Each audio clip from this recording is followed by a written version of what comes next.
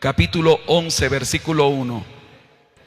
En voz alta, lean conmigo: sed imitadores de mí, así como yo de Cristo. Amén. Otra vez: sed imitadores de mí, así como yo de Cristo. Gloria al Señor. Hacer esta afirmación, mi pastor Mario, realmente esto tiene una carga de responsabilidad inmensa, pero el apóstol Pablo pudo decirlo: sean imitadores de mí como yo de Cristo. Muy bien. Dentro del lema hermoso que Dios nos ha dado para este campamento, Legado 2025, una visión que trasciende generaciones. En la noche de ayer nos ocupamos sobre lo que es el autor y los destinatarios del legado. Para hoy vamos a enfocarnos en el legado como tal. ¿De qué legado se trata? ¿Cuál es ese legado? Y vamos a hacerlo sobre el título un legado que trasciende generaciones.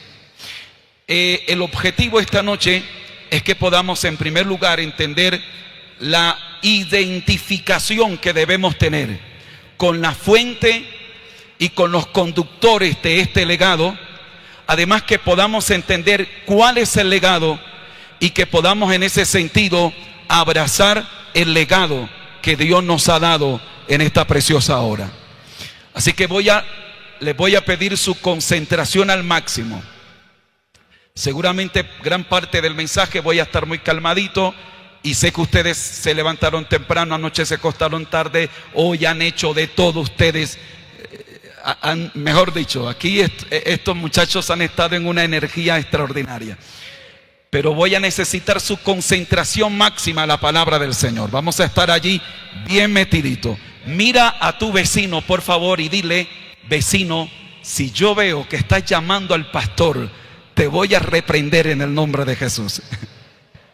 Porque si usted se duerme y me empieza a llamar, no, yo no puedo ir a donde usted está.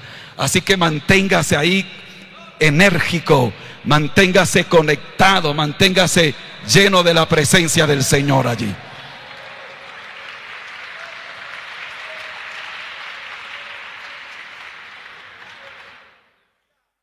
Ok. Y permítanme iniciar definiendo lo que implica la palabra legado.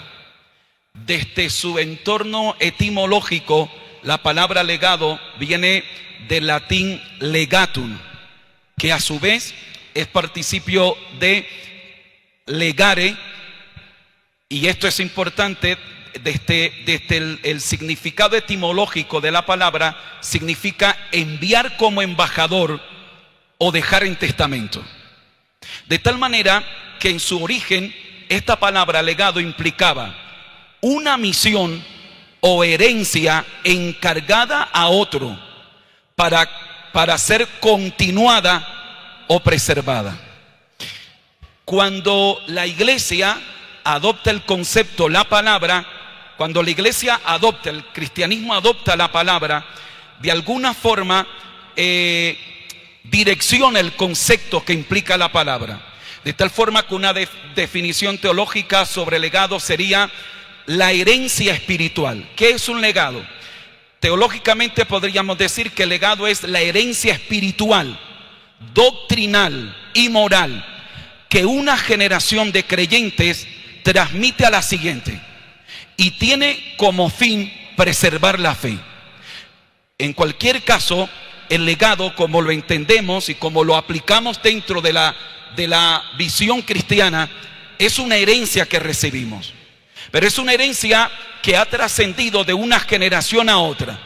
Esta herencia, por supuesto, tiene que ver desde una encomienda espiritual, doctrinal, moral.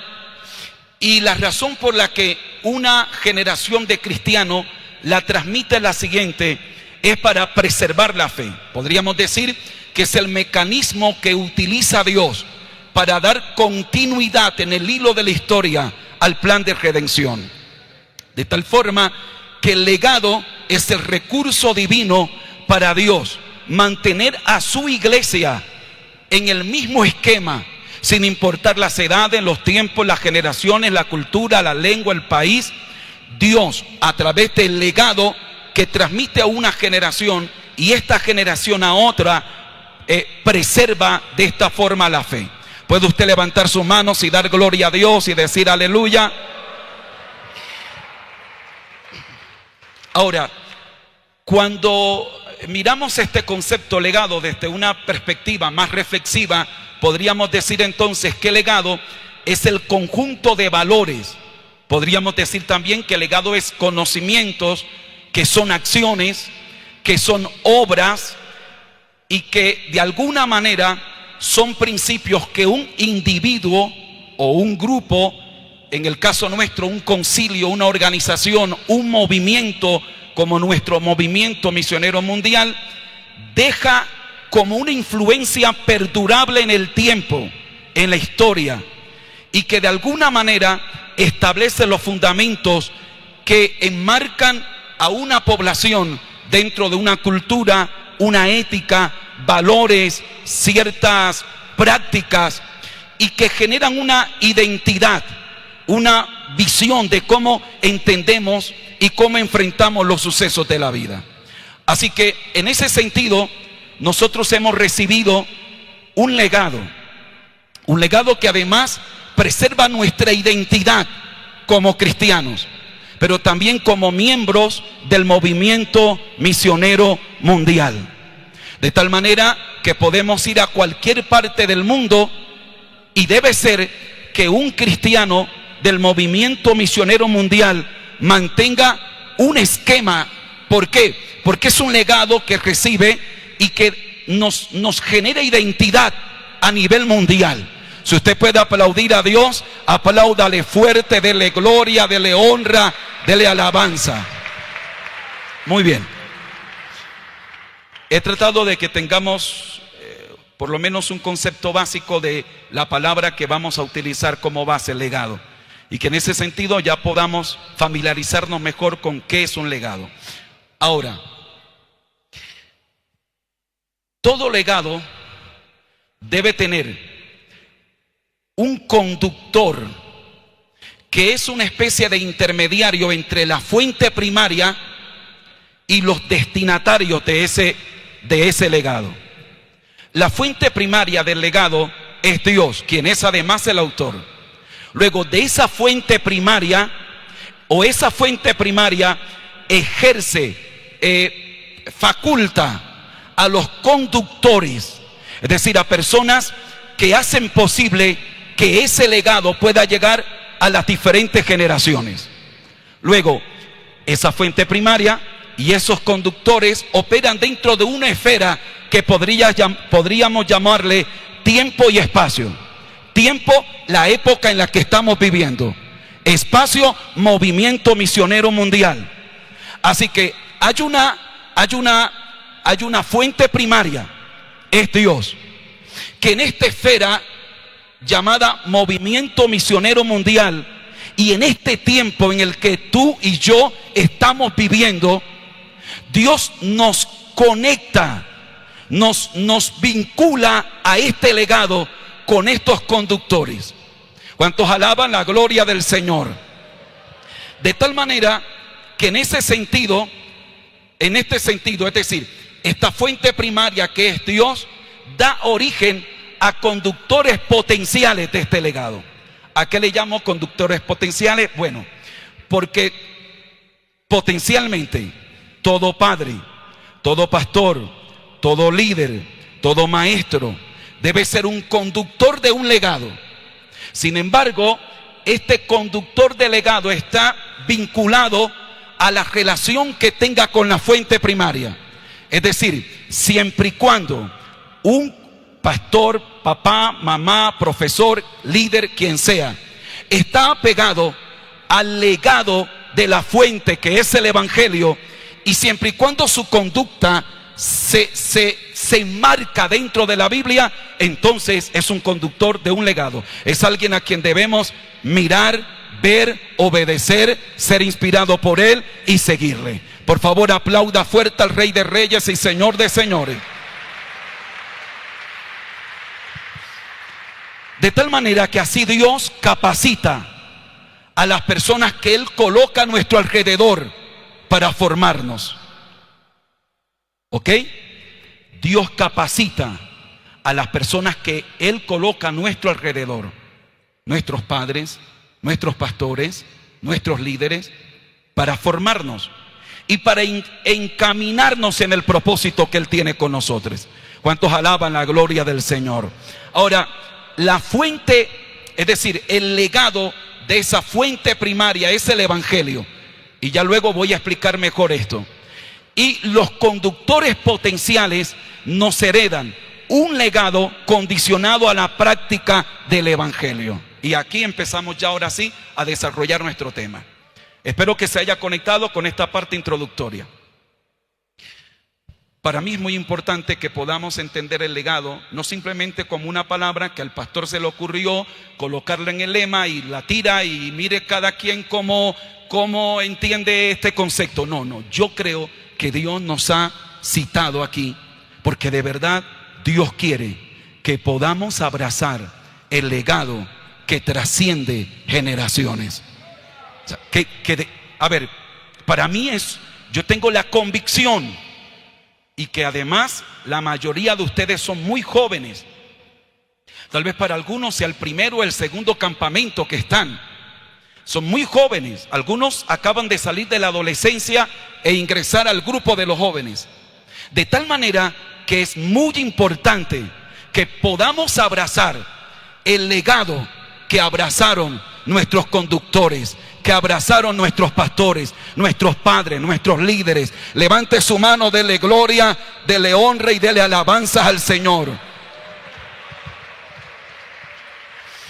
De tal manera que si me permiten utilizar este término, la autenticidad de los conductores de nuestro legado está condicionado o fundamentado en un comportamiento conforme a la Biblia.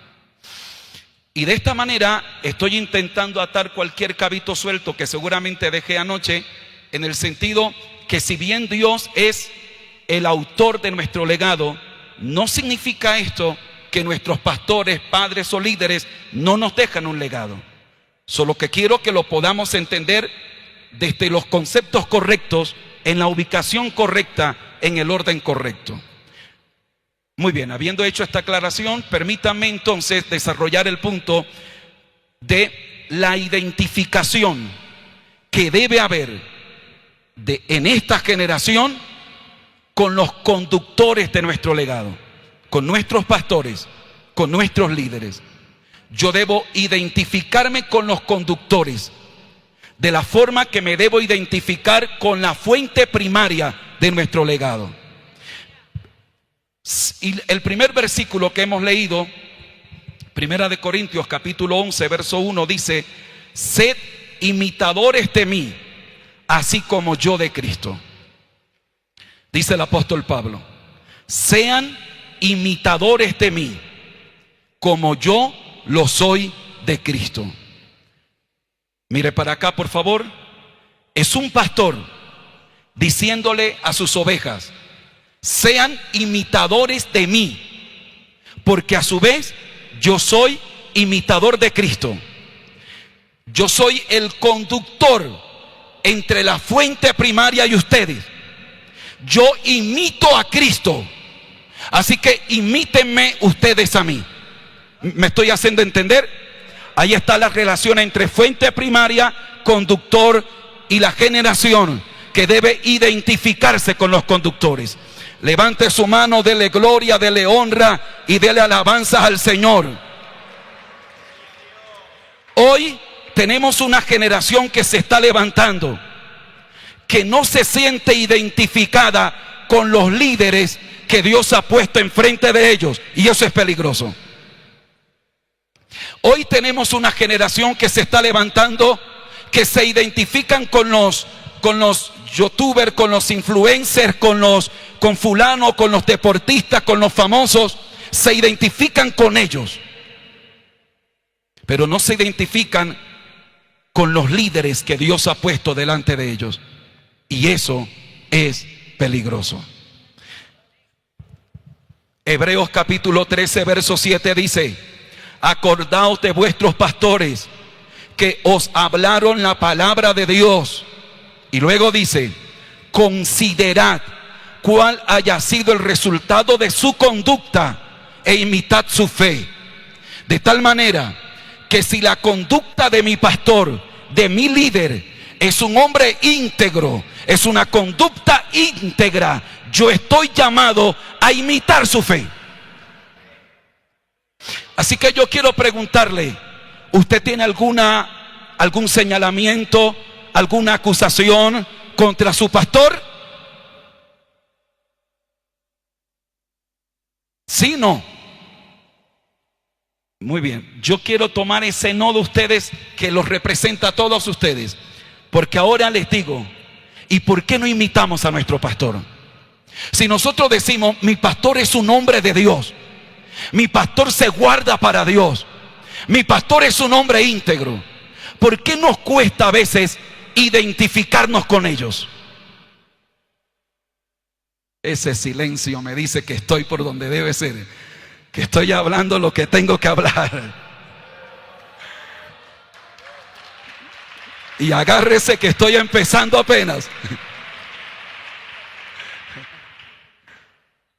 De tal manera que el escritor a los hebreos nos dice: consideren la conducta de sus líderes, obsérvenlo, analícenlo, y si llegan a la conclusión de: este es un hombre de Dios, que tiene errores, que se equivoca, que no es perfecto, pero en sus errores es un hombre de Dios, es una mujer de Dios, comete errores, se equivoca, pero se guarda para Dios.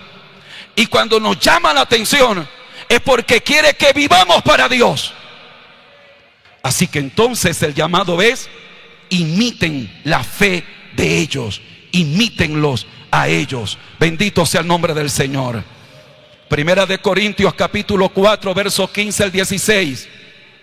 Porque aunque tengáis 10,000 años en Cristo, no tendréis muchos padres, pues en Cristo yo os engendré por medio del Evangelio. Por tanto, os ruego que me imitéis. Pablo está diciendo: ustedes tendrán mucha gente que les ha ayudado, que han sido pieza clave en su crecimiento, y podrán tener 10,000 años. Un ayo era alguien que ayudaba al niño pequeño y lo ayudaba en su crecimiento hasta que ya fuera un joven consciente, con facultades para valerse por sí mismo. Pablo dice: ustedes han tenido muchos años, pero yo soy su padre, yo soy su pastor. Y luego dice: os ruego que me imitéis. Yo quiero que usted se vaya conectando con todo esto para que luego vea por dónde nos va a llevar el Señor. Acompáñeme ahora a Segunda de Tesalonicenses capítulo 3, versos 6 al 7. Y Segunda de Tesalonicenses capítulo 3, versículos 6 al 7 dice: pero os ordenamos. Observe el imperativo, es una orden. El apóstol no está diciendo: bueno, muchachos, si a ustedes les parece. El apóstol dice: os ordenamos, hermanos, en el nombre de nuestro Señor Jesucristo, que os apartéis de todo hermano que ande desordenadamente y no según la enseñanza que recibisteis de nosotros, porque vosotros mismos sabéis de qué manera debéis imitarnos, pues nosotros no anduvimos desordenadamente entre vosotros. ¿Cuántos alaban la gloria del Señor?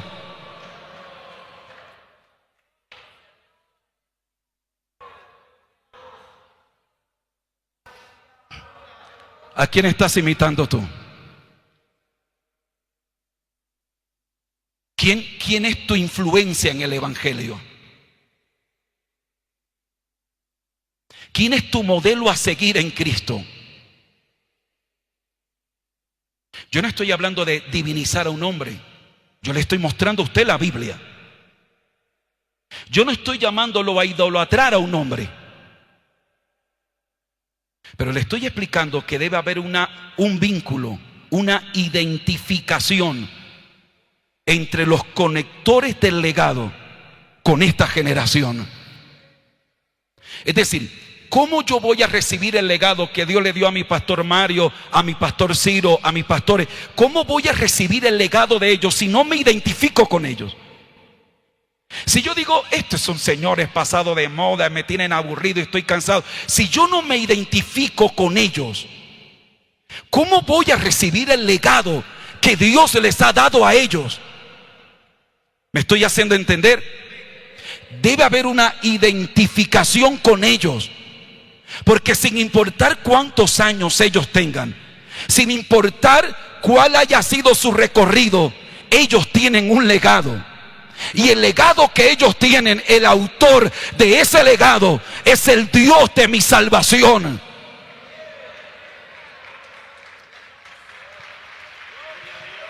¿Cuántos alaban la gloria del Señor? Mi pastor Mario, con el permiso y el respeto que le tengo, colóquese de pies con la Biblia en la mano. Venga usted, mi pastor, por favor. Mano Mario. Mi pastor es un líder que representa la Junta Internacional del Movimiento Misionero Mundial. Es un líder de nuestro concilio. Con el respeto, mi hermano es un influencer de cualquier X10 denominación, a lo mejor ni cristiano sea, pero ha descubierto que dentro del cristianismo hay una buena plaza para hacer videitos, decir cualquier disparate, encontrar link y hacerse una plática. Pero mi hermano Mario, por su estructura, por lo que representa, él tiene una estructura en su forma de pensar, de vestir, de hablar, en el mensaje que tiene, en lo que él debe transmitir. Y a lo mejor eso no sea muy popular para mí, tú sabes, yo soy un joven de universidad, yo estoy en la onda, tú sabes. O sea, ese cuento de viejos, eso no es para mí. Pero este es un influencer que tiene, con todo mi respeto, mi amado pastor, que tiene una forma de vestir, una forma de hablar, una forma... Y bueno, como es joven, me identifico con él. Y aparentemente no hay nada malo en que a mí me gusta escucharlo. A ver, ¿quién me podría condenar por eso?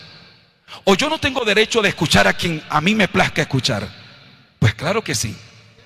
El asunto es que aquí hay un poder vinculante de identificación. De tal manera que con quien yo me identifique, él tiene un legado. Y él tiene, si se le puede llamar legado, él tiene un legado.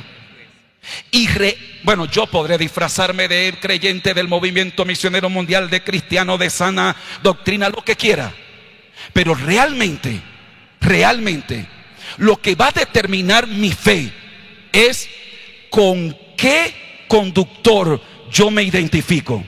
Si yo no me identifico con él, no me interesa su legado. Entrégueme la Biblia, pero él no me cae bien a mí. Pero no, yo no quiero ese legado. Yo soy del movimiento misionero mundial, pero él me cae mejor. Me identifico con él. Deme usted su legado. Y estoy dentro del movimiento misionero mundial. Estoy en el evangelio. Pero ¿qué legado tengo?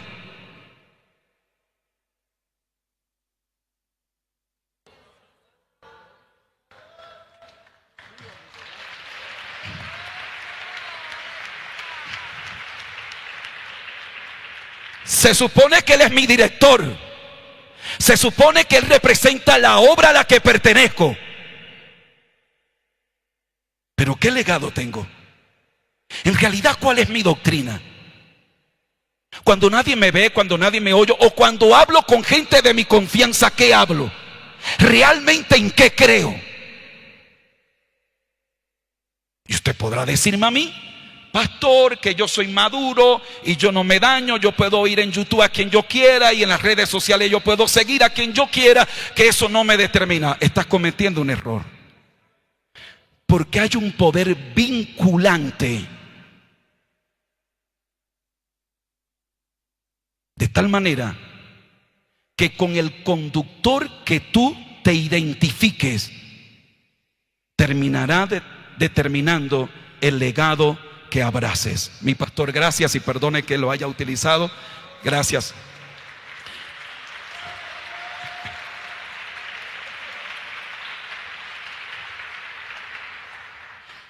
Y el apóstol Pablo dice: pero yo les ordeno,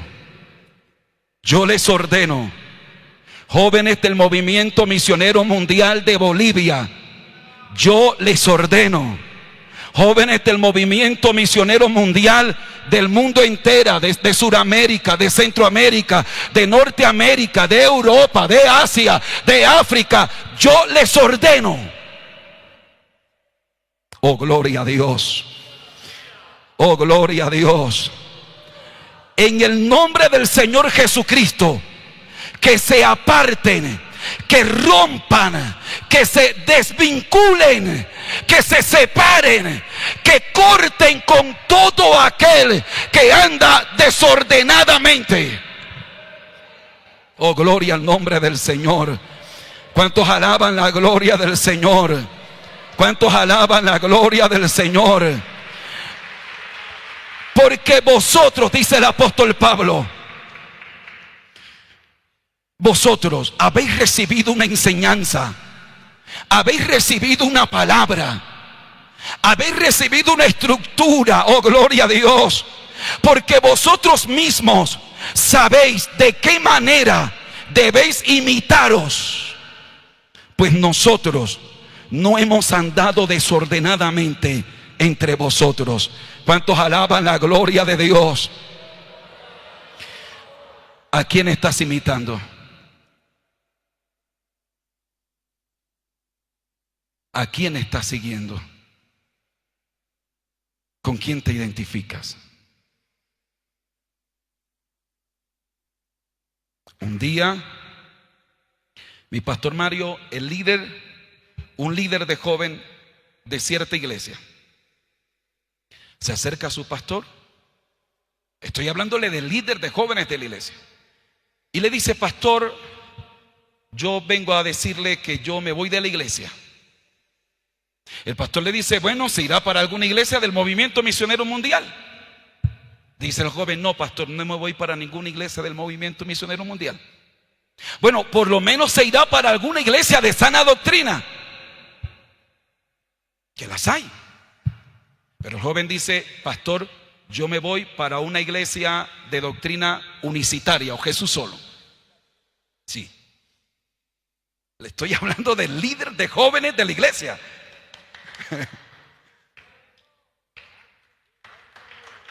Hombre, que recibió las instrucciones, que llegó de cero, siendo un pecador mundano, recibió las clases de recién convertido del librito amarillo del hermano Luis M. Ortiz, lo bautizaron, creció allí y un día salió diciendo: yo soy Jesús solo. Y se fue, y por supuesto, a la semana lo bautizaron, porque usted sabe. Bueno, no sé acá, en Colombia es así. Y cuando el pastor empezó a indagar qué ocurrió, se dio cuenta que él admiraba a un predicador que escuchaba por medio de una emisora, entre comillas, cristiana. Y ese predicador tenía una revoltura doctrinal, y este joven se identificaba con ese predicador. O sea, le gustaba el estilo, la voz, le gustaba la forma como planteaba las ideas. O sea, él se sentía atrapado por él, se identificaba con él, al punto que fue trastornado doctrinalmente. Con quién te identificas determinará el legado que abraces. ¿Me estoy haciendo entender?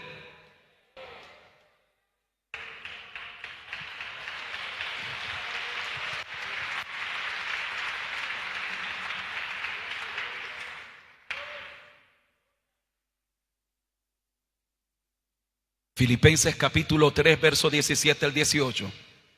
Hermanos, sed imitadores de mí y mirad a los que así se conducen, según el ejemplo que tenéis en nosotros. Porque por ahí andan muchos, de los cuales os dije muchas veces, y aún ahora lo digo llorando, que son enemigos de la cruz de Cristo. ¿Por qué es importante no idolatrar a nuestros líderes, no idolatrar a nuestros pastores, pero sí imitarlos? Y para librar este planteamiento, esta palabra que estoy entregando de malas interpretaciones, quise iniciar con la introducción que hice. Les hablé de fuente primaria del legado y les hablé de conductores del legado. Les dije que los conductores del legado son conductores potenciales del legado, son nuestros padres. Se supone que si mi papá es cristiano me herede un legado de Dios. Pastores, se supone que mi pastor es alguien que me puede heredar un legado de Dios. Por lo menos se supone.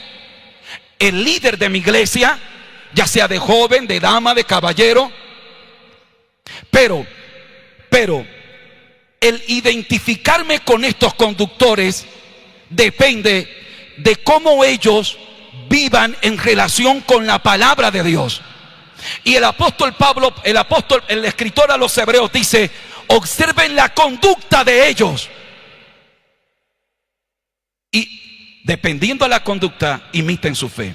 Así que aquí no hay ningún riesgo de que yo esté allanándole el pavimento a un comportamiento sectario.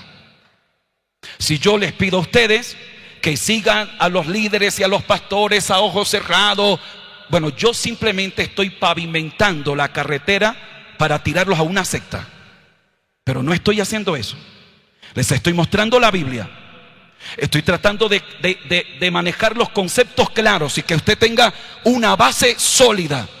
Y con base a la Biblia encuentro que el apóstol Pablo dice: sean imitadores de mí y mirad a los que así se conducen. Es decir, no solo me imiten a mí, dice Pablo, sino a los que se conducen también conforme a la palabra.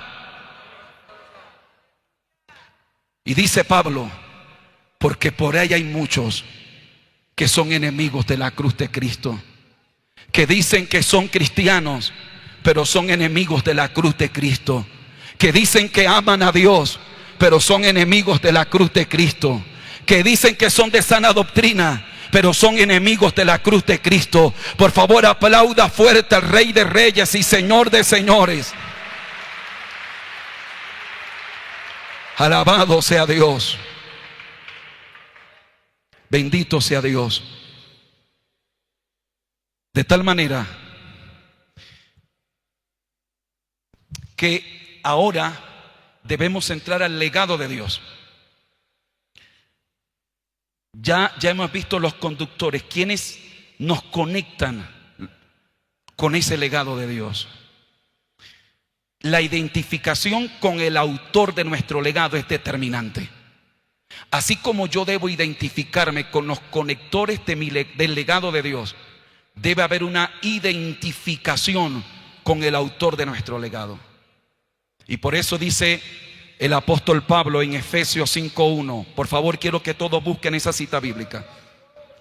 Yo les advertí que iba a ir así calmadito, pero me alegro porque los veo ustedes despiertos, están prestando atención, y eso a mí me habla que aquí hay una juventud que ama la palabra, que le interesa la palabra de Dios. Efesios 5:1, ¿lo tienen? Sed pues imitadores ¿de quién? De Dios, como hijos amados, de tal manera que Dios debe ser imitado por sus hijos mediante el legado que Él nos dejó. Y para eso Él nos capacita por medio del Espíritu Santo a través de la obra de la regeneración. Necesito que se conecten con esto que les voy a decir, por favor. ¿Me están escuchando todos, verdad? El apóstol dice: sean imitadores En el original es la palabra mimetes, de donde viene la palabra mimo. ¿Sabe lo que es un mimo? ¿Sí? Un mimo es el que hace todo. Es decir, mi esposa está ahí sentada, el mimo se sienta tal cual. Hace todo. Ella levanta la mano, el mimo levanta la mano. El apóstol dice, sean imitadores. En el original es mimetes de Dios. Es decir, hagan todo lo que Dios hace. Pero si yo fuera un mimo, porque es una profesión y no hay nada malo en esa profesión, es decir, si alguien tiene ese trabajo, no entienda que yo estoy tratando de hablar mal de su trabajo, no. Además me parece que es un talento extraordinario, siempre y cuando no sea a mí el que me esté molestando. Y para yo poder imitar, yo tengo que ver todo lo que ella hace. Tengo que verlo todo, tengo que estar muy atento. Ella se queda quieta, yo me quedo quieto. Ella mueve la mano, yo muevo la mano. Ella se coloca de pie, yo me coloco de pie. Bien, Pablo está diciendo, sean imitadores de Dios. Wow. Es decir, cuando Pablo está diciendo, caballeros, imítenme a mí, bueno, el listón está alto, pero se puede. ¿Me hago entender? Es decir, bueno, si yo tengo que imitar al hermano Mario Lima, bueno, Dios mío, ayúdame. Ahí me le pongo juicioso, le pregunto, pero algo haré. Pero ahora Pablo dice, señores, sean imitadores de Dios, mimetes de Dios. Y dice, como hijos amados. Un hijo que no se siente amado por su padre, un hijo que a lo mejor su padre lo abandonó, lo abusó, lo maltrató, la peor ofensa que tú le puedes hacer es decirle, tú te pareces a tu papá, pero eres idéntico a tu papá. Él va a decir, no me compare con ese señor, porque no es un hijo amado. Pero el mejor elogio que tú le puedes hacer a un hijo amado es que le digas, te pareces a tu papá, pero eres la estampa de tu papá. La forma como hablas, tu porte, eres idéntico. Ese muchacho saca pecho y dice, ¡ah! Muy bien. Así que dice el apóstol Pablo, sean imitadores de Dios, como hijos de amado. El punto es que cómo imitas a Dios. Y aquí hay algo interesante. En el griego hay por lo menos dos palabras que se utilizan con frecuencia en el Nuevo Testamento para hijos. Está la palabra huios y está la palabra teknon. La palabra huios, aunque puede representar hijo, puede significar hijo, se emplea más para hablar de un familiar cercano. Pero la palabra teknon, la implicación que tiene es la de un hijo engendrado, un hijo que es engendrado. Y la palabra que está utilizando Pablo aquí es la palabra teknon. Es decir, ustedes sean imitadores de Dios como hijos que llevan el ADN de su papá. Sean imitadores de Dios como hijos que han sido engendrados por su padre. Y esa palabra teknon es la misma palabra que utiliza el evangelista Juan cuando dice, a los suyos vino, los suyos no les recibieron, mas a todos los que les recibieron les dio la potestad de ser llamados teknon de Dios, hijos de Dios. Y más adelante dice, estos son los que no han sido engendrados por voluntad de sangre ni de varón, sino de Dios. Han sido engendrados por Dios. De tal manera que los niños, aunque están pequeños, tienden a tener ciertos rasgos que heredan de sus padres. Es decir, a mí me nace natural imitar a mi papá. ¿Me estoy haciendo entender? Imitar a alguien con quien nunca he convivido no es posible. Pero mi esposa me dice que cuando mi hijo menor está durmiendo y yo estoy durmiendo, dice, mi amor, hacen las mismas muecas.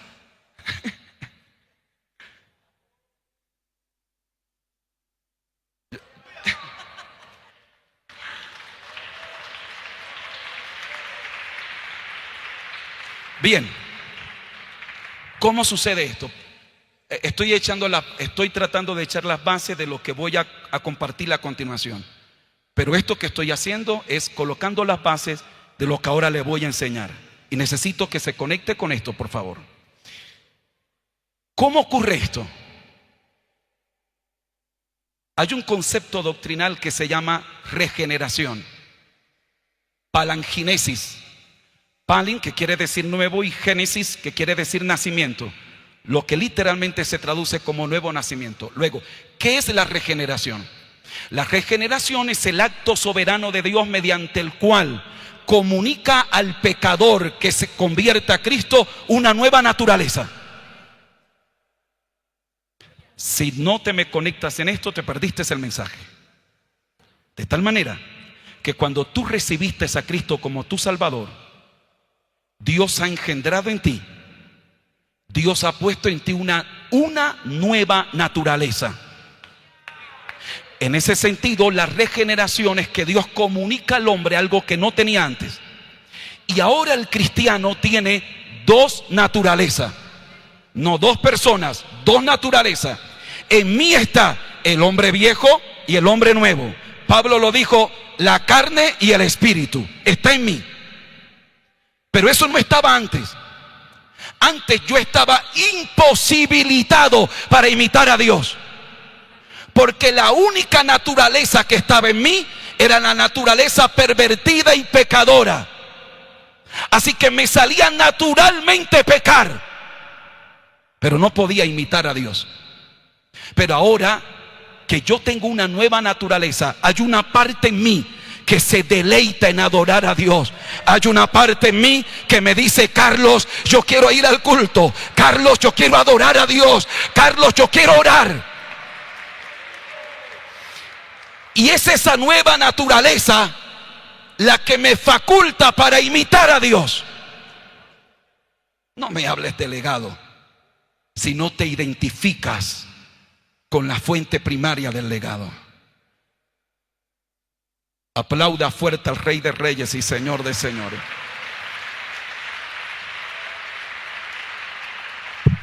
De tal manera que de aquí en adelante, para todos los que han nacido de nuevo, abrazar el legado de Dios, deben hacerle de forma natural. No debe ser traumático, porque yo llevo el ADN de mi padre. Fui engendrado por mi padre. Por lo tanto, todo lo que mi padre tiene me lo comunica a mí, a tal punto que para mí es natural honrarlo a Él, adorarlo a Él, servirle a Él. A su nombre sea toda la gloria, toda la honra y toda la alabanza. Aleluya, aleluya. Ok. Los conductores, es decir, nuestros pastores y líderes, nos dejan un legado que está basado en la conducta de ellos, en su testimonio. Mañana, mi pastor Mario, mi pastor Ciro y otro pastor que está en el programa, entiendo que son personas que llevan muchos años sirviéndole a Dios acá y por supuesto han dejado un legado. Ese legado se basa en la vivencia de ellos. Se basa en la relación de ellos con Dios. Es un legado que debemos imitar. Pero ahora, ese legado de ellos se desprende del legado de la fuente primaria que es Dios. ¿Cuál es el legado de Dios? ¿Cuál es el legado que trasciende generaciones? El legado que trasciende generaciones se llama el Evangelio.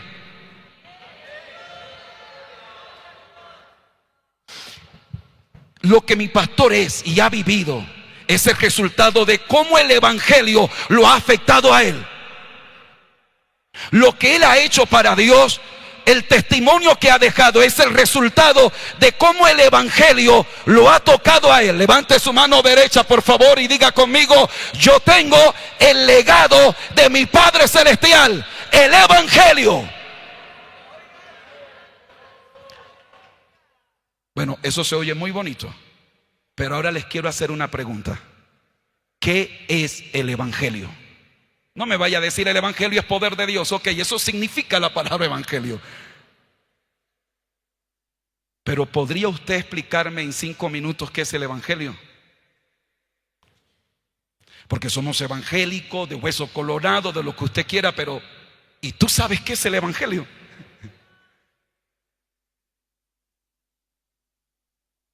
Y podemos vestir una falda larga y usar una corbata bonita y cantar coros pentecostales, pero ni idea de qué es el evangelio. Y ahí fallamos.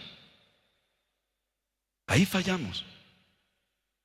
Porque el evangelio no es un asunto mecánico, no es un asunto mental, conceptual. El evangelio es poder de Dios para salvación a todo aquel que cree. El evangelio es poder de Dios. El evangelio cambia, el evangelio transforma. El evangelio es lo que necesita este mundo lleno de pecado y de maldad. Necesita el evangelio. El evangelio, cuando entra a una familia, la familia cambia. El evangelio, cuando entra al corazón del drogadicto, del asesino, cambia, lo transforma, porque el evangelio es poder de Dios.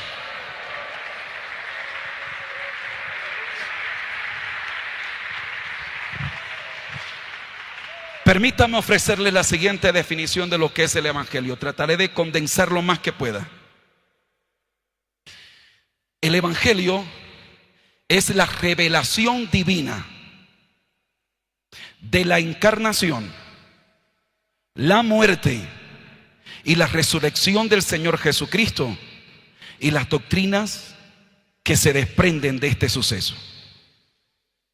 El evangelio es una revelación de Dios. Y esa revelación es un mensaje que transforma a la humanidad. Ese mensaje se basa en que Jesucristo, siendo en forma de Dios, se despojó de su forma de Dios y se humanó. Que una vez humanado, Dios no podía morir, pero el que murió en la cruz del Calvario era Dios, porque se hizo hombre para morir por la humanidad pecadora. Pero no se quedó en la tumba ni en la cruz, sino que resucitó al tercer día. Y Pablo dice que Él fue entregado por nuestras transgresiones, pero resucitado para nuestra justificación. Bien, de esos 3 hechos históricos, encarnación de Jesús, muerte de Jesús y resurrección de Jesús, se desprende todo el evangelio.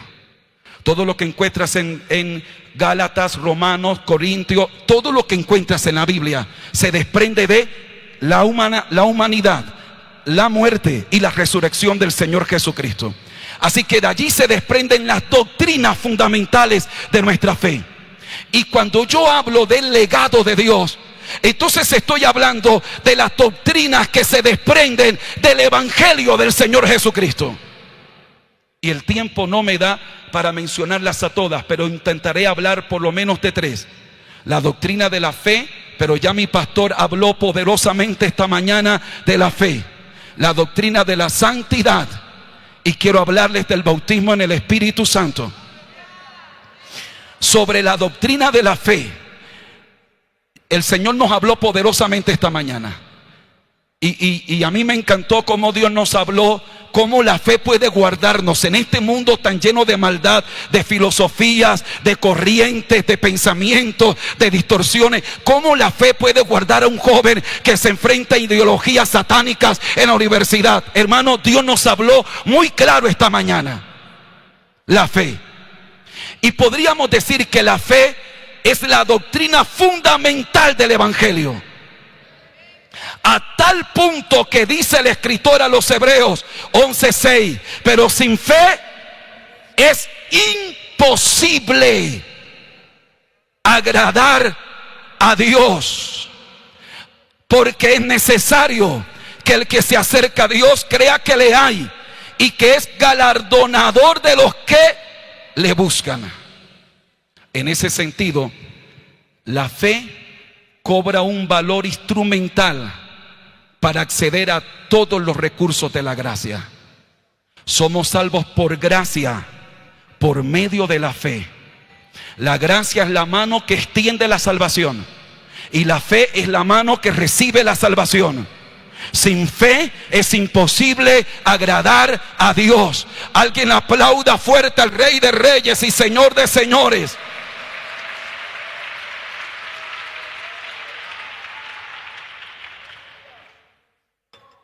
Muy bien. Y entramos a un punto importante: el legado de la doctrina de la santidad. Cuando hablamos de la santidad, ¿qué viene a su mente? Si yo le digo a usted, bueno, muchachos, yo les voy a hablar de la santidad, ¿qué piensa usted? A lo mejor usted dice, bueno, prepárense porque aquí nos van a hablar de la falda larga, del cabello largo, de esto, que no hagas esto, que no hagas esto y que no hagas lo otro. Y tienen toda la razón.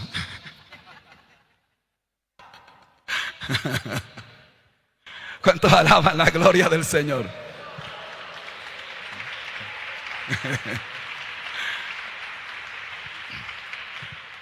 La doctrina de la santidad es hermosa. Lamentablemente nosotros la simplificamos solo a esa expresión de la doctrina de la santidad y nos quedamos solamente con la falda larga, no hagas esto y no hagas esto. Yo sé que no tengo mucho tiempo, pero en los minutos que Dios me permita, si ustedes me dan su atención, quiero tratar de explicarles la doctrina de la santidad. Quiero que usted vea lo hermosa que es la santidad. Quiero que usted se enamore de la santidad. Y si Dios me ayuda y logro explicarle esto en los minutos que me quedan, y usted logra entender la santidad, desde hoy en adelante, para usted la santidad no será más una carga fastidiosa que debe llevar. Desde hoy en adelante la santidad ya no será más una prisión, una cárcel en la que la tienen obligado a vivir.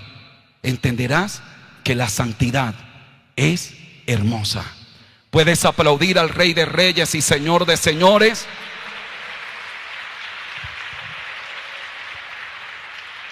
Partamos desde la declaración que hace Dios: sed santos, porque yo soy santo.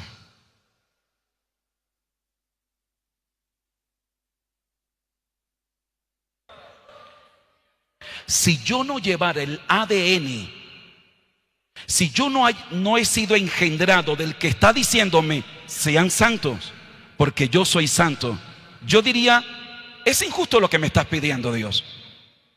Pero ¿cómo se te ocurre pedirme que yo sea santo como tú eres santo? El punto es que yo llevo la naturaleza que Él me ha compartido. Y claro que yo puedo ser santo como Él es santo. Alguien aplauda fuerte al Rey de Reyes y Señor de Señores.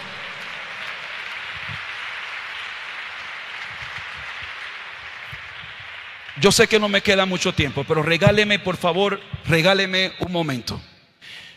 La palabra santidad en griego es la palabra hagiasmo.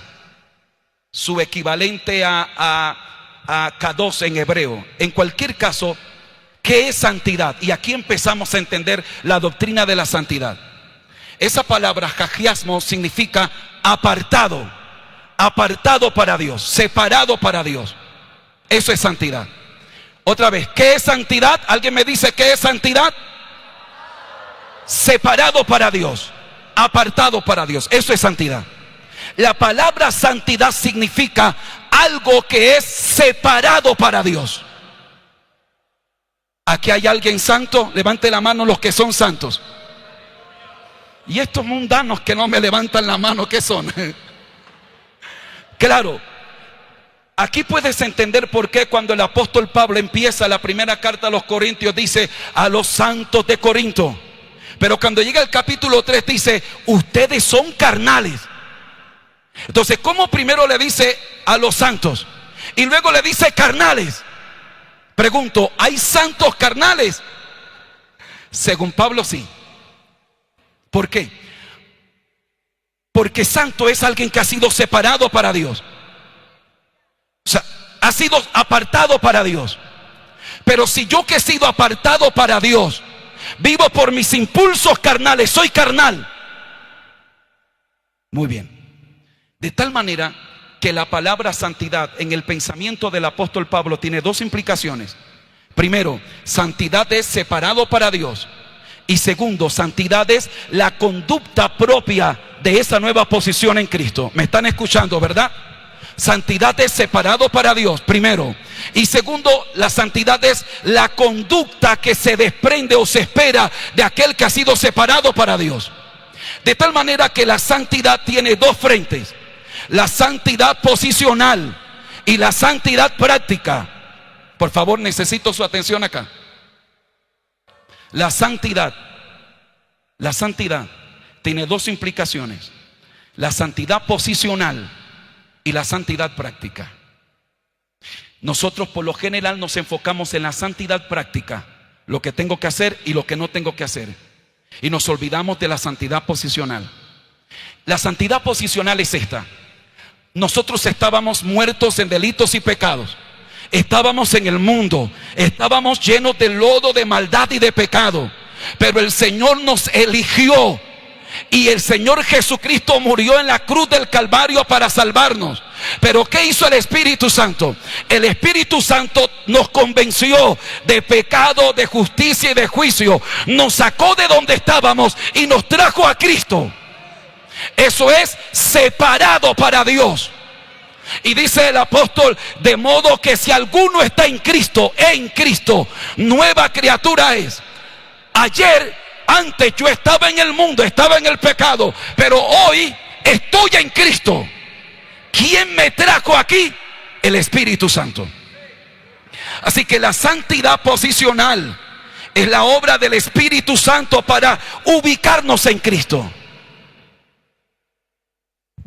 Bien, yo antes estaba en el mundo. Cuando yo estaba en el mundo, ¿cómo hablaba? ¿Cómo la gente del mundo? ¿Cómo vestía?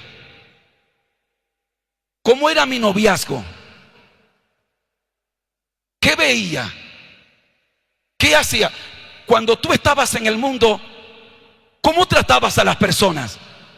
¿Cómo tratabas a las personas del sexo opuesto? ¿Cómo vestías? Como la gente del mundo, porque era tu entorno, era tu forma, te identificabas con tu ambiente. Pero el Señor nos ha sacado de allá y ahora estamos en Cristo.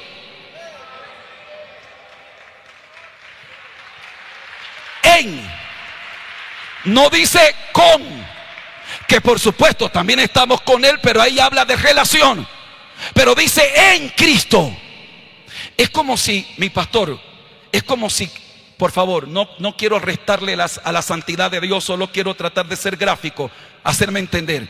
Es como si Cristo fuera todo este espacio y nosotros estamos en Cristo, dentro de Él. Si yo miro para la izquierda, ¿qué veo? Cristo. Si miro para el frente, ¿qué veo? Si miro para la derecha, ¿qué veo? Si miro para arriba, ¿qué veo? Si miro para abajo, ¿qué veo? Si yo mañana me desanimo, ¿dónde estoy? Si yo tropiezo y caigo, ¿dónde estoy? Si yo cometo un error, ¿dónde estoy? Estoy en Cristo. Yo no sé si me estoy haciendo entender.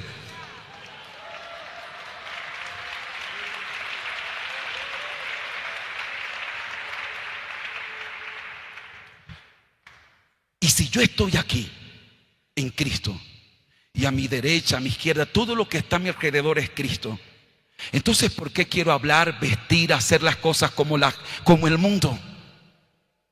¿Por qué quiero llevar el noviazgo como lo llevaba en el mundo?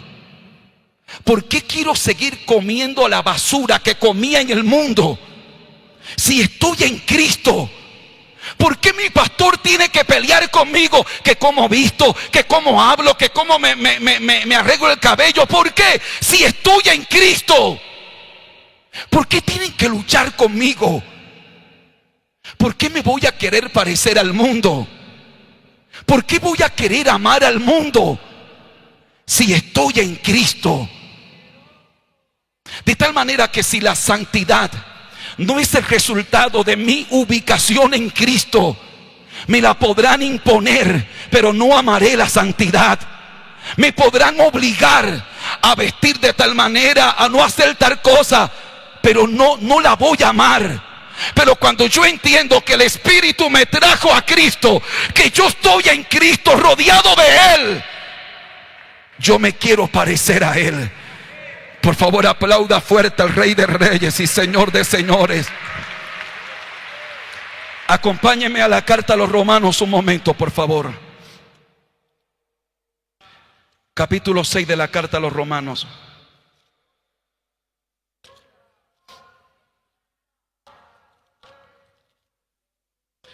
Romanos capítulo 6, ¿lo tiene? Versículo número 12. No reine pues el pecado en vuestro cuerpo mortal, de modo que no lo obedezcáis en sus concupiscencias, ni tampoco presentéis vuestros miembros al pecado como instrumentos de iniquidad, sino presentaos vosotros mismos a Dios como vivos de entre los muertos, y vuestros miembros a Dios como instrumentos de justicia. ¿Cuántos alaban la gloria del Señor?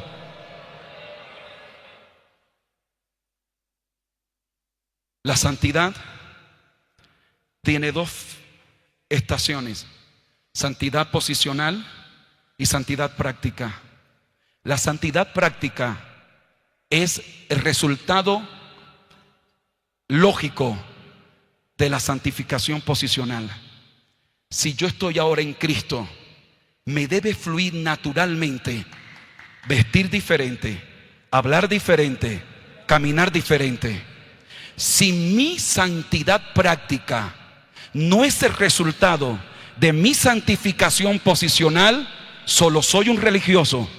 Voy a vestir de cierta manera mientras el pastor me esté viendo, pero cuando esté en la universidad o esté en la empresa y mi pastor no me esté viendo, o bueno, como a mí me gusta la música y yo quiero que me dejen tocar el piano, ni manera, me toca ponerme la falda larga, porque si no, no me deja ese pastor anticuado que tengo, no me va a dejar tocar el piano. Pero lo está haciendo porque ama a Dios. Su santidad práctica ¿es el resultado de un trato de Dios? No. Y ese es el peor error que podemos cometer: tener jóvenes disfrazados de santidad, pero que no aman la santidad. Tener jóvenes con una máscara de santidad, pero no les interesa ni lo más mínimo vivir para Dios. Dios tenga misericordia y nos ayude. Y de la santidad práctica penden dos ramas: santidad interna y santidad externa. Yo no tengo tiempo para desarrollar más todo esto, pero de esa santidad práctica, la santidad práctica es lo que no debo hacer y lo que sí debo hacer. Y creo que un pasaje que me permite condensar esto es este versículo. El apóstol dice: primero, no reine el pecado en vuestro cuerpo de tal manera que le obedezcáis en sus concupiscencias.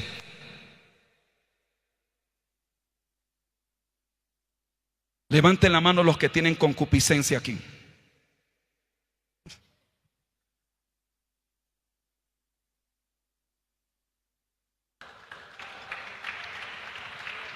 Ok, ahora levanten la mano los que han sido tentados alguna vez en su vida.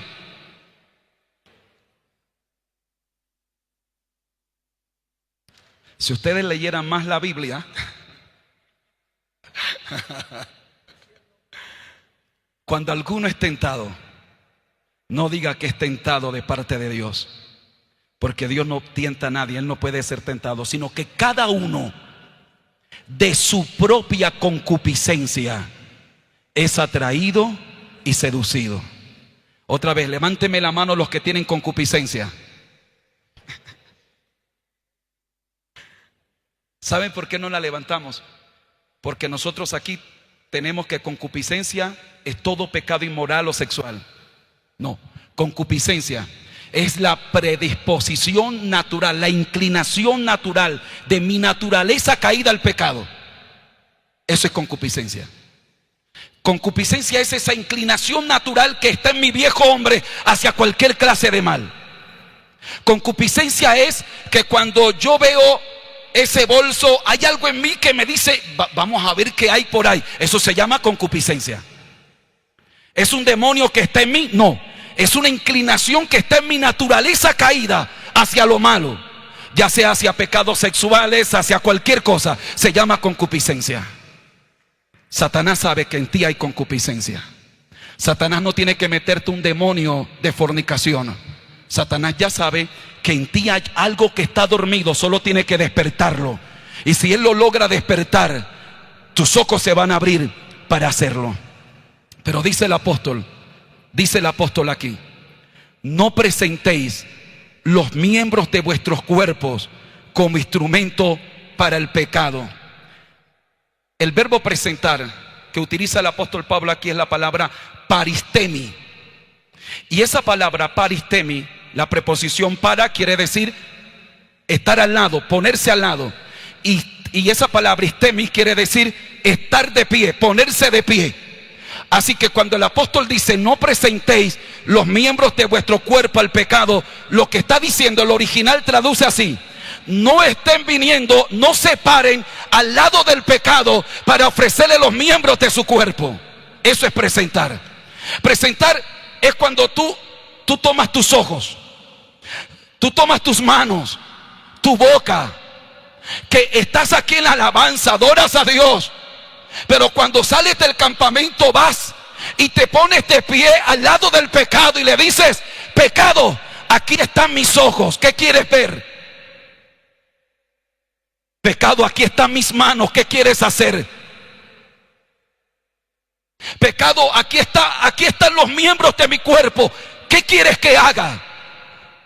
El apóstol Pablo dice: no reine el pecado en vuestro cuerpo mortal. Eso es santidad. Santidad es cuando el pecado no reina en ti. Santidad es cuando tú no te pones de pie al lado del pecado para darle tus ojos. Tú puedes tener una corbata muy bonita, pero si con esa corbata bonita te pones de pie al lado del pecado y le prestas tus ojos, tus manos, eso no es santidad.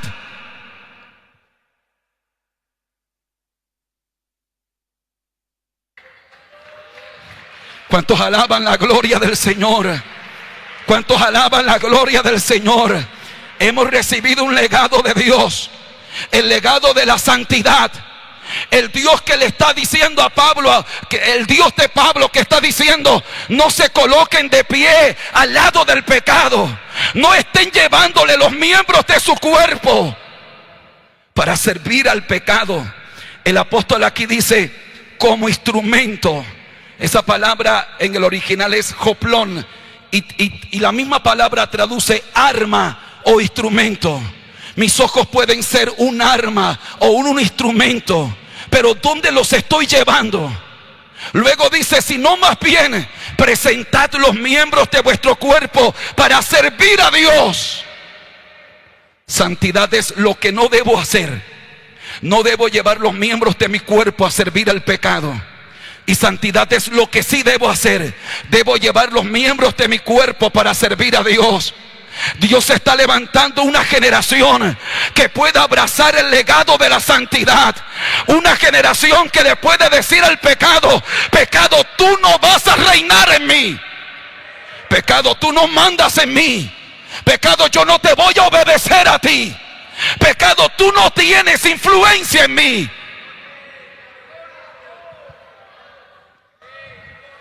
Una juventud que cuando el pecado llama a Pedro: Pedro, ven a ver pornografía, Pedro.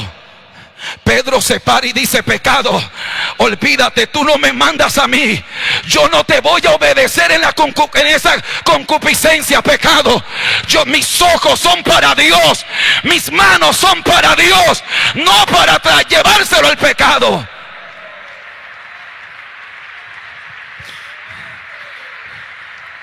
Porque de qué sirve una generación que predique bonito, cante bonito, se vista bonito, pero cualquier silbido del diablo lo está estremeciendo. Cualquier llamado del pecado te lleva a llevarle los miembros de tu cuerpo.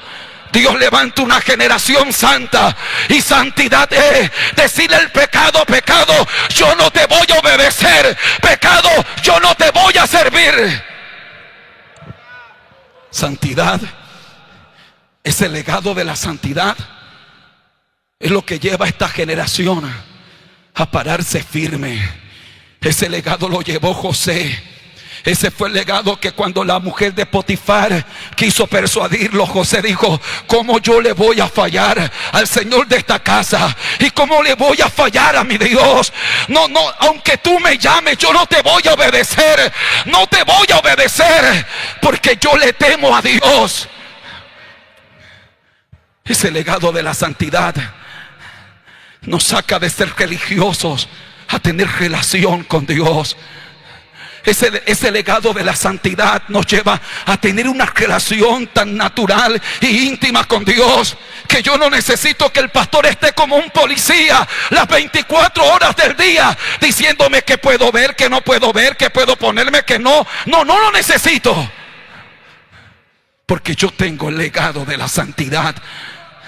¿Cuántos alaban la gloria del Señor? ¿Cuántos alaban la gloria del Señor?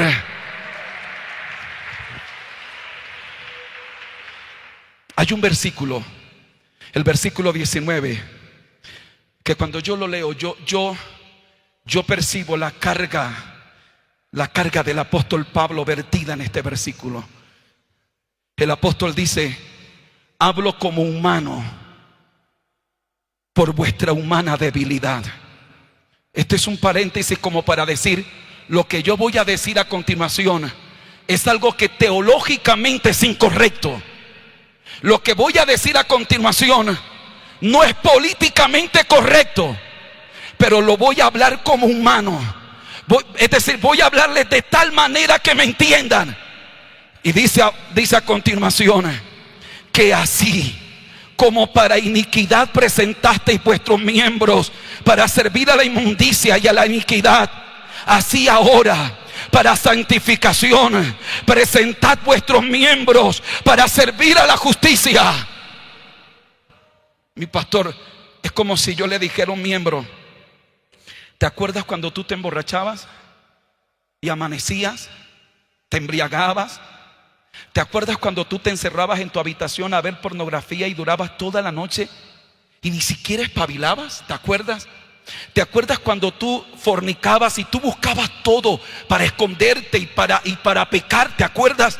Que no te importaba nada, que mamá te amenazaba, que tu papá te decía que te iban a echar de la casa, pero a ti te daba igual. Tú te escondías y ibas corriendo a pecar. ¿Te acuerdas? Con esa pasión que lo hacías. El apóstol está diciendo: bueno, así como lo hacían para el pecado, háganlo ahora para Dios. Que así ahora, cuando tú estés oyendo un mensaje, como antes no te dormías con el celular toda la noche viendo basura, no te duermas ahora cuando estés oyendo la palabra de Dios.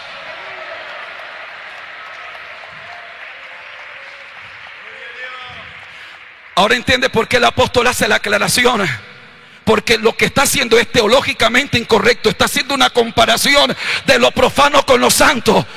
Pero el apóstol dice es que lo hago así para que me entiendan. Así como le servías al pecado, así como no te importaba nada si estabas cansado o no estabas cansado, cuando el pecado te llamaba, tú ibas corriendo.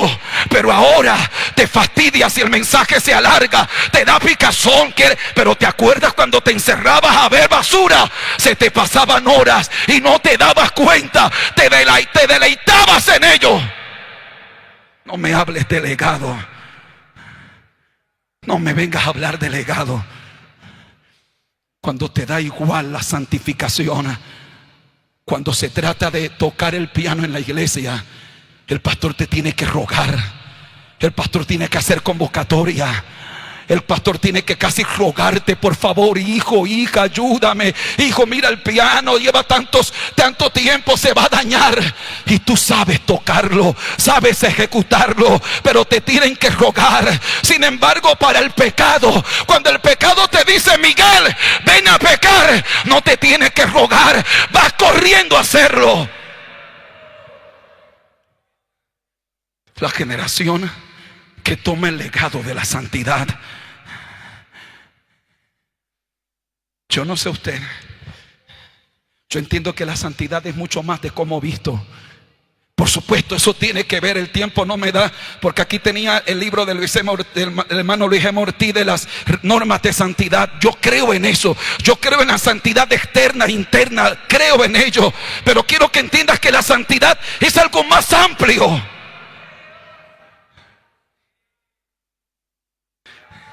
Dios está llamando a esta generación.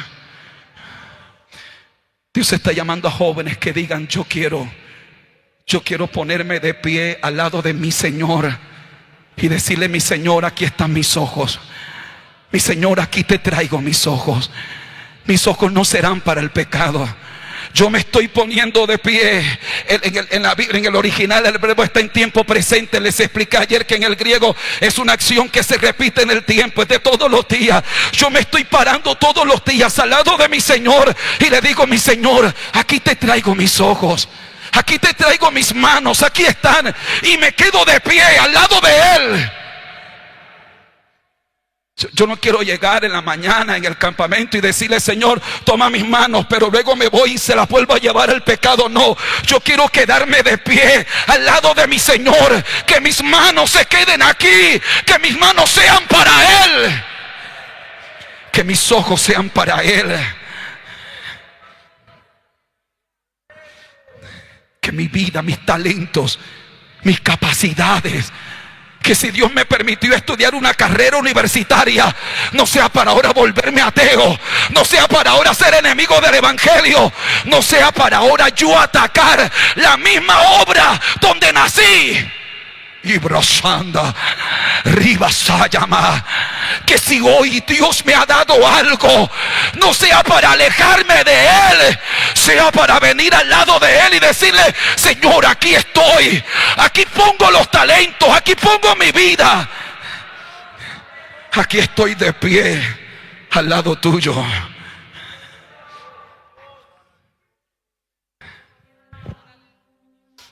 En la santidad posicional, el creyente es pasivo. Es decir, el Espíritu Santo es el que hace la obra. Tú estabas muerto y yo muertos en delitos y pecados, pero el Espíritu Santo nos trajo a Cristo. Pero en la santidad práctica, el creyente es activo. Ahora soy yo. El apóstol dice el apóstol Pablo, que la voluntad de Dios es nuestra santificación, que nos apartemos de fornicación. Dios no me va a apartar de fornicación. El apóstol dice: tú apártate de fornicación. La santidad práctica es una decisión que yo hago, es una decisión que yo tomo.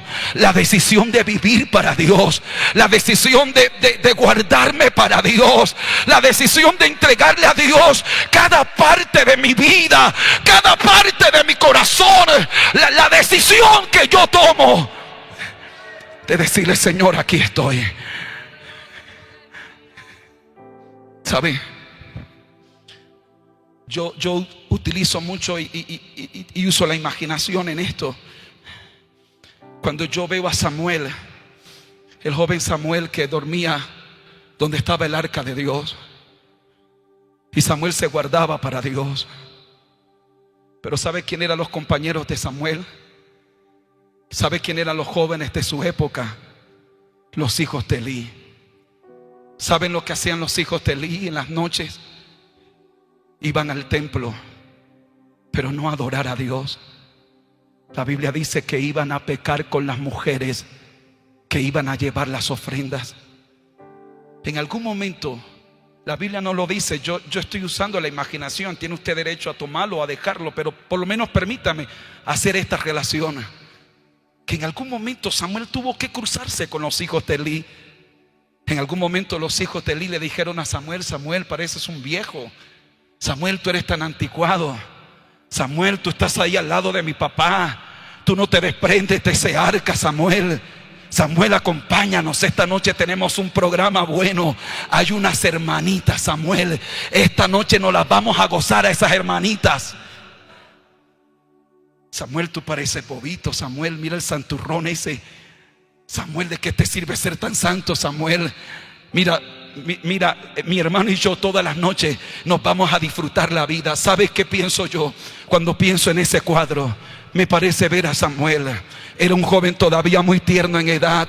Me parece mirar a los hijos de Elí con una mirada serena y clara, pero con la convicción, con esa madurez típica de un joven espiritual. Decirle: miren, muchachos, si ustedes quieren pecar, vayan y pequen, pero yo esta noche, yo quiero ir al lugar donde está el arca de Dios.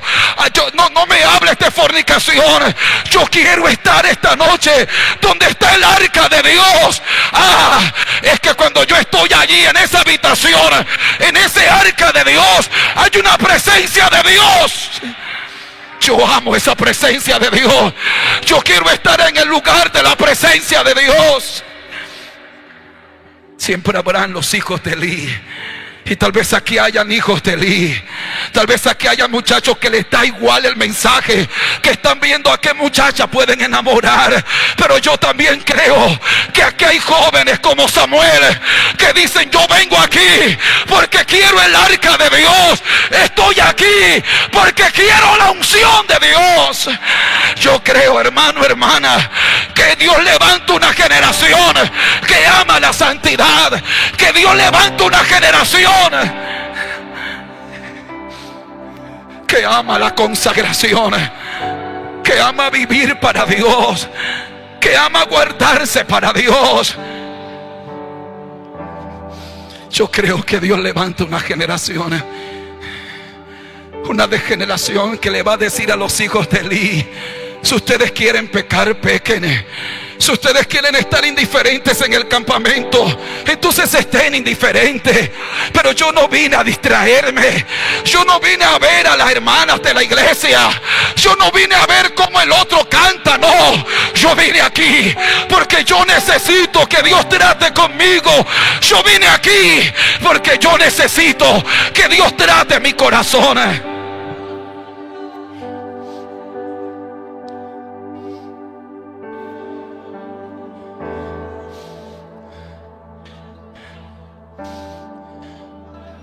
Cuando el hermano Ortiz definió lo que era el bautismo en el Espíritu Santo, dijo lo siguiente: el bautismo en el Espíritu Santo, dice el hermano Ortiz, es la investidura de poder sobre la vida del creyente santificado.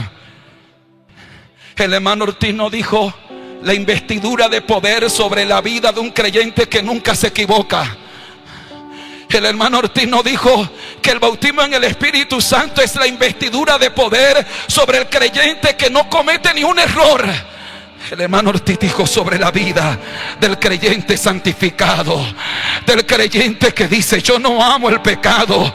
Tal vez ayer pequé, pero Dios sabe que aborrezco eso. Tal vez estoy luchando con algo internamente, pero Dios sabe cómo me duele cuando le fallo. Dios sabe cómo me duele cuando cometo el mismo error. Dios sabe que yo me separo de eso. Estoy en una batalla, pero no me he rendido al pecado. Estoy peleando. El bautismo en el Espíritu Santo es una investidura de poder sobre esos creyentes, sobre esos jóvenes que dicen: Dios, yo me he apartado del pecado, pero ayúdame. Yo me he apartado del pecado, pero lléname con tu Espíritu Santo. Por favor, escuche esto que les voy a decir.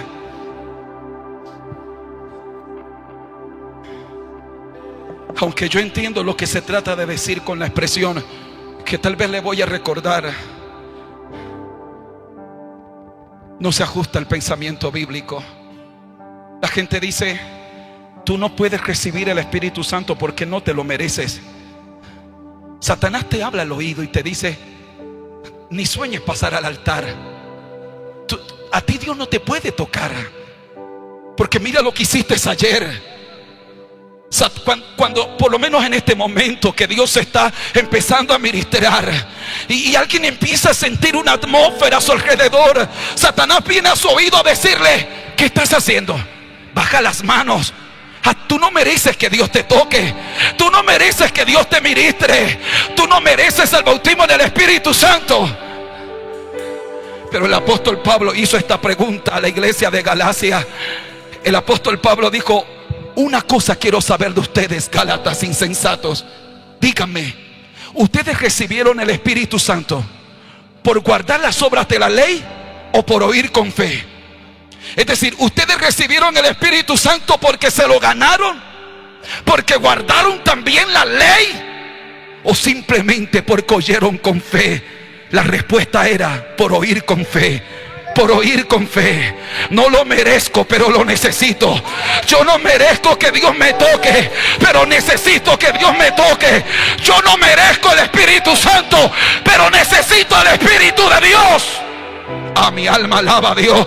Yo no sé si aquí hay alguien que pueda decirle: diablo, cállate. Yo sé que no lo merezco, pero lo necesito. Yo no sé si aquí haya alguien que pueda decir: no lo merezco, pero Espíritu de Dios, ven. Espíritu de Dios, te necesito.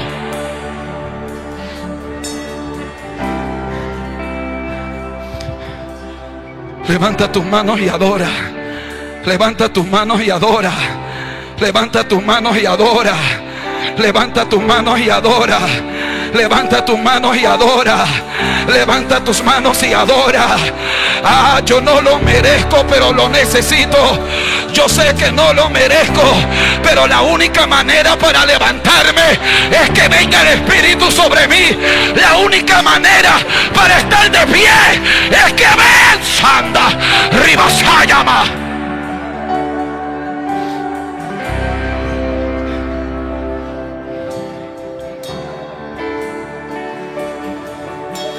Oh gloria, oh gloria, oh gloria, oh gloria, oh gloria. Y estando juntos, les mandó que no se fueran de Jerusalén, sino que esperasen la promesa del Padre, la cual les dijo: oísteis de mí, porque Juan ciertamente bautizó con agua, mas vosotros seréis bautizados en Espíritu Santo dentro de no muchos días, pero recibiréis poder cuando haya venido sobre vosotros el Espíritu Santo, y me seréis testigos en Jerusalén, en Judea, en Samaria y hasta lo último de la tierra.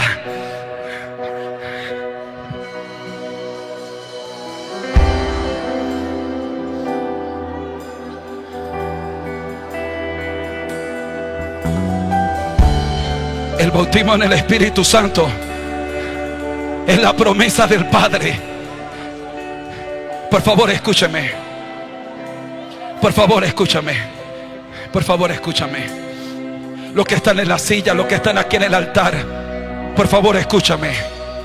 El bautismo en el Espíritu Santo es la promesa del Padre. ¿Sí me escuchó? La promesa del Padre. ¿Sabe lo que es una promesa? No es la promesa de un pastor, es la promesa del Padre. El Padre dijo: en los postreros días, anda, Rabasayama, derramaré mi espíritu sobre toda carne. Y Rashenda, eso no lo dijo un pastor, eso lo dijo el Padre. Eso lo dijo el Padre. Y el Padre no miente. El Padre no miente. El Padre no engaña. El Padre no manipula. El Padre dijo: yo voy a derramar.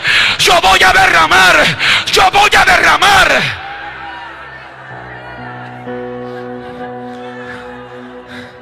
Escuche, por favor. Escúcheme. Jesucristo dijo esto. Jesucristo dijo: a la verdad, Juan os bautizó con agua para arrepentimiento, pero yo bautizaré en Espíritu Santo y fuego. Ustedes que están allá en las sillas, óiganme bien, los que están en la grada, los que están aquí en el altar. La palabra bautizar en el original significa zambullir, meter, sumergir adentro. El Señor está diciendo: el Padre lo prometió y yo lo voy a cumplir. Yo te voy a tomar y te voy a meter. Te voy a sumergir en la persona del Espíritu Santo. El bautizador está aquí esta noche. El bautizador está aquí esta noche. Deja que te agarre. Deja que te tomes. Que te saque de la nevera. Que te saque de la frialdad. Que te levante de la silla de la indiferencia. Y que te meta en el Espíritu Santo. ¿Sabe qué yo pienso? Mi hermano, habría sido suficiente que Jesús dijera: yo lo bautizo en Espíritu Santo. Pero Jesús dijo: Espíritu Santo y fuego. Yo te voy a meter en fuego. Yo te voy a meter en fuego. Te voy a sumergir. Yo no quiero sentir corrientica. Yo quiero que me metan en el fuego. ¿Te quieres burlar de mí porque hablo en lengua? Búrlate. ¿Te quieres burlar de mí porque estoy danzando? Búrlate. Pero me están metiendo en fuego. Ribasanda, Ribasayama. Poder de Dios, poder de Dios.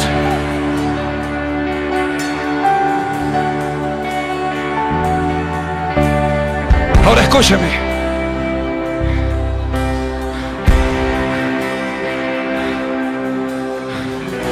Hay un elemento característico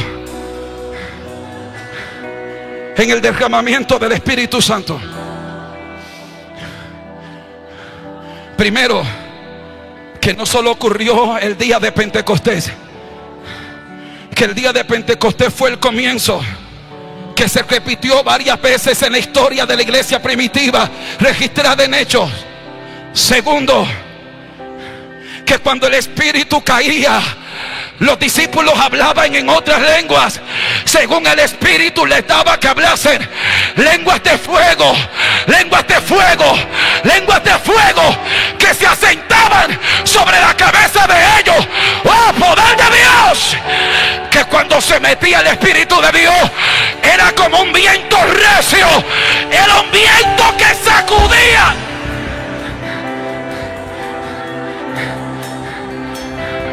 Oh, poder de Dios. Oh, poder de Dios. Poder de Dios, poder de Dios, poder de Dios. Lenguas de fuego ahora. Lenguas de fuego. Lenguas de fuego. Lenguas de fuego. Lenguas de fuego. Lenguas de fuego. Según el Espíritu te da para que hable. Según el Espíritu. Según el Espíritu.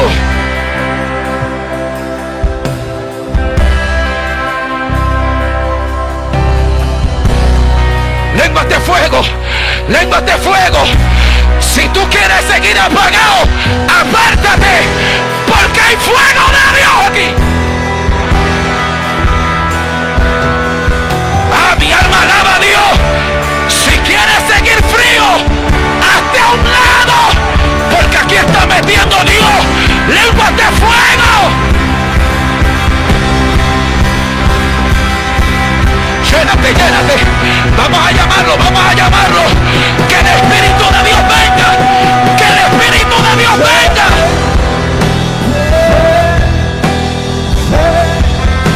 Espíritu Santo,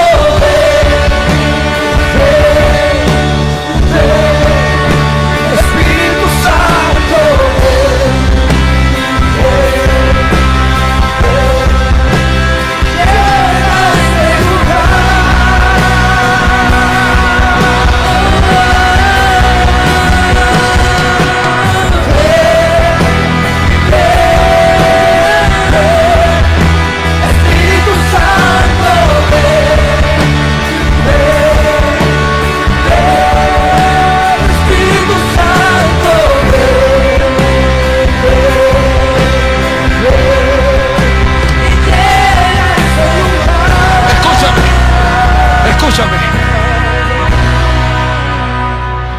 Mi pastor Mario,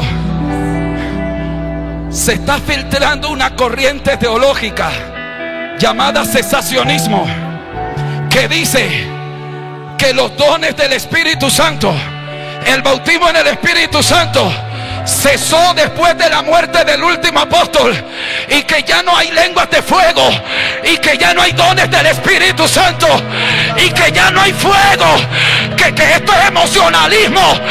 El Señor reprenda al diablo.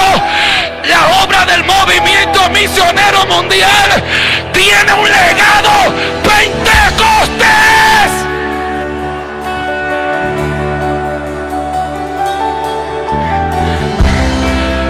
En la entrada de la iglesia donde tú te congregas hay un letrero que dice: Iglesia Pentecostés, Pentecostés, Pentecostés, Pentecostés. Que venga el fuego de Pentecostés. Que vuelvan las lenguas, que vuelvan las lenguas de fuego.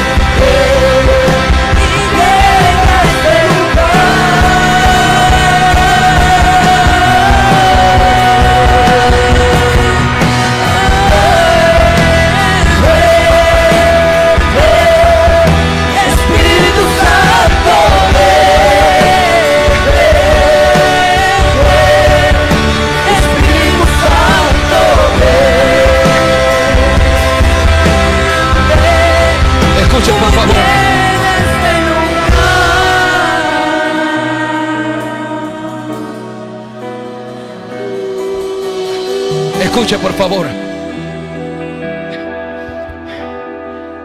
Escúcheme.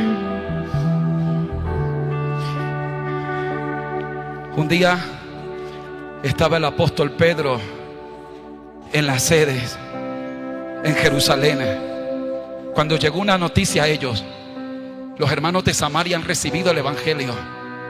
Entonces va Pedro con otro y les están predicando el evangelio, los cuales, habiendo venido, oraron por ellos para que recibiesen el Espíritu Santo.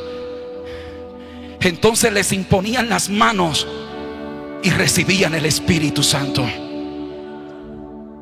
Si alguien aquí quiere hoy el bautismo en el Espíritu Santo, yo voy a pedir a todos los pastores, esposas de pastores, vamos a orar con imposición de manos, que recibas el bautismo en el Espíritu Santo.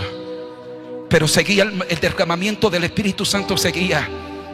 Y ahora pasa con Pedro otra vez. Y en el capítulo 10, verso 44 dice: mientras aún hablaba Pedro estas palabras, el Espíritu Santo cayó. El Espíritu Santo cayó. El Espíritu Santo cayó sobre todos los que oían el discurso. Y hablaban en lenguas. Y hablaban en lenguas. El Espíritu Santo cayó. El Espíritu Santo cayó. Y aquí está cayendo. Aquí está cayendo. El Espíritu Santo cayó. Mi alma alaba a Dios. Cae el Espíritu de Dios. Ahora escucha esto, por favor. Escucha esto. Muchachos, Lucas está narrando la historia de la iglesia primitiva. Y Lucas necesita plasmar lo que ocurrió ese día. Lucas quiere transmitir a las siguientes generaciones lo que pasó ese día mientras Pedro predicaba. Y Pedro utiliza una palabra griega que es epipicto. La Reina Valera lo traduce como caer. Pero esa palabra en el original tiene dos implicaciones. Esa palabra que dice cayó, el Espíritu Santo cayó, en el original significa primero, abrazar con ternura. Segundo, agarrar con fuerza, dando a entender que sacude. Ese día el Espíritu Santo cayó. Lucas está tratando de decir lo que pasó. Lucas dice, hubo gente, cuando el Espíritu cayó, hubo gente que el Espíritu lo sacudió. Hubo gente que el Espíritu de Dios lo sacudió. Ah, mi alma alaba a Dios. Aquí hay gente que el Espíritu de Dios los está sacudiendo. Los está sacudiendo, los está sacudiendo. Pero luego Lucas dice, pero hubo otros que cuando el Espíritu cayó los abrazó con ternura. Hubo gente que estaban tranquilos, pero sentían como si el Espíritu los estuviera abrazando con ternura, como diciendo, yo estoy aquí, yo sé lo que estás viviendo, pero yo estoy contigo. Yo sé la batalla que tienes que nadie sabe, pero yo estoy contigo. Yo sé que papá no sabe, que mamá no sabe, pero yo estoy contigo. Aquí hay gente que el Espíritu de Dios los está abrazando con ternura. Está diciendo, yo estoy contigo, yo estoy con... Ah, mi alma alaba a Dios.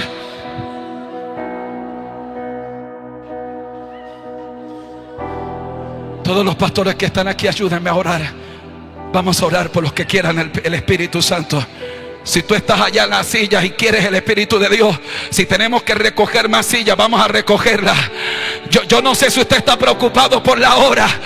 A mí lo que me preocupa es que este culto termine y yo salga de aquí como entré. A mí lo que me asusta es que este culto se acabe y yo siga frío como entré. Y brazanda, ribasayama. Oh, poder de Dios, poder de Dios, poder de Dios, poder de Dios. Cae, cae el Espíritu Santo. Vamos a adorar, vamos a adorar.